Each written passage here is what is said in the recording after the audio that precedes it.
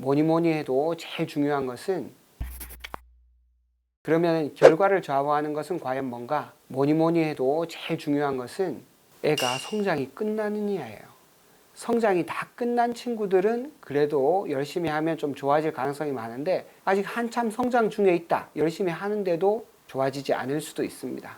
그래서 이 사춘기 직전이라든지 막 사춘기에서 키가 크고 있는 시점에는 우리가 열심히 하더라도 효과가 그렇게 좋지 않을 가능성이 있습니다. 두 번째는 측만증 각도가 너무 크다.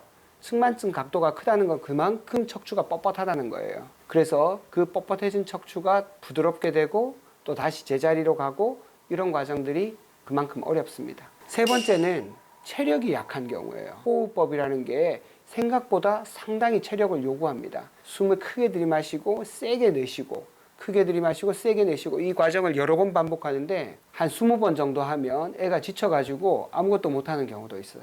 그러니까 병원에서도 무슨 측만증 치료한다고 애들을 뭐 올림픽 나갈 선수들처럼 할 수는 없지 않습니까? 그래서 좀 힘들면 좀 쉬어야 되죠. 조금 쉬었다가 또 다시 하고, 또 쉬었다 다시 하고, 이러니까 저희 병원에서는 보통 50분 또는 1시간 정도 치료를 하는데, 1시간 치료하는 동안에 중간에 쉬는 시간이 절반이야. 이러면 아무래도 효과가 떨어지겠죠. 체력이 좋아서 끝까지 잘 할 수 있다면 그러면 효과가 더 좋습니다. 정말 문제는 이거예요.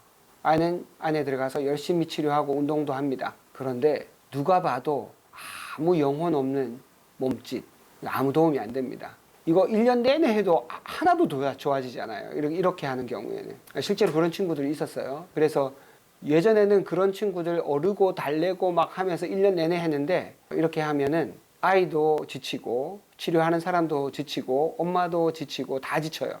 도움이 안 됩니다. 그런 경우에는 어쩔 수 없이 좀 기다려야 됩니다. 아이가 좀 더 성숙할 때까지, 그리고 자기가 이 측만증을 해결하겠다는 마음이 들 때까지, 안타깝지만 어쩔 수 없이 좀 기다리는 게 좋습니다. 그래서 우리가 지금은 한 10회 정도 치료를 해보고, 정말 아이가 이거에 대해서 아무런 목표의식도 없고 최소한 선생님이 하는 대로 이렇게 잘 따라오려는 생각도 없다, 그러면은 중단합니다. 나중에 좀 더 커서 그때 다시 하는 것이 더 좋습니다.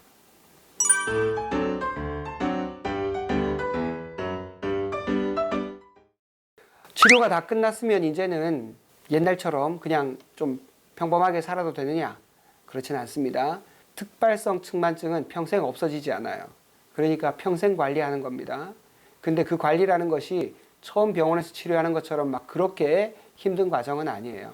첫 번째는 자세 잘 유지하는 거죠. 두 번째는 일주일에 최소한 3번 정도는 유산소 운동을 하는 겁니다. 기본적인 체력이 있어야 측만증도 좋은 상태를 유지할 수 있습니다. 그 다음에 병원에는 잘 하는 친구들은 3개월 또는 6개월에 한 번씩 와서 체크를 합니다. 물론 그때마다 엑스레이를 찍진 않아요.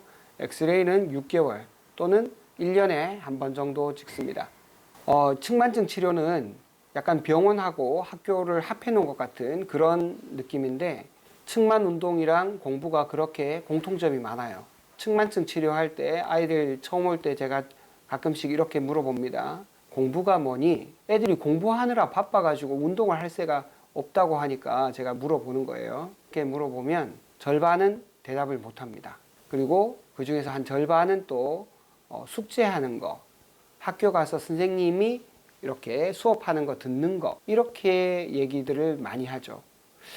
사실 이거는 공부라고 할 수가 없습니다. 그거는 선생님이 수업할 때 하는 거는 선생님이 공부한 거고, 내가 공부하는 것은 그거를 집에 와서 자기 혼자 있을 때 하는 게 진짜 공부죠. 자기가 하는 거니까.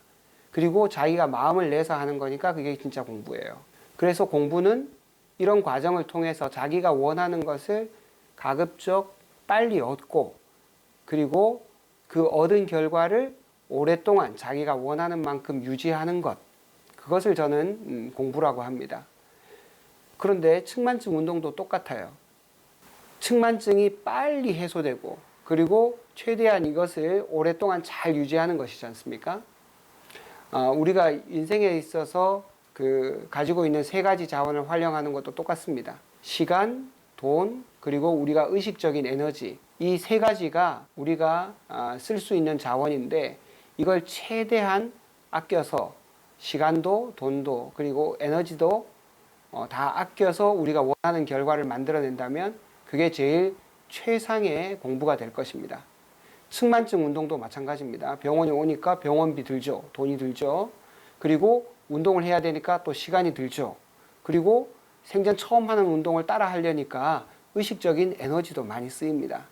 이것을 가장 빠른 시간 내에 아주 집중해서 해결하고 오랫동안 그 결과를 잘 유지하는 것, 그것이 또 측만증 치료의 중요한 관점이라고 볼 수 있겠습니다. 어머님들이 아이들 운동 안 한다고 자꾸 이렇게 얘기하시는데 그 마음은 충분히 이해가 가지만 측만증 운동을 꾸준히 하는 것이 결코 쉽지가 않습니다. 초반에는 전혀 안 해본 운동이기 때문에 낯설어서 잘 못하기도 하고 또 아이들이 워낙 또 시간이 없기도 하고 그래서 잘 못하는 경우가 많은데 어머니들이 충분히 격려를 해주신다면 잘 안 된다고 안 된 것만 얘기하지 마시고 오늘 측만 운동 3분만 했다.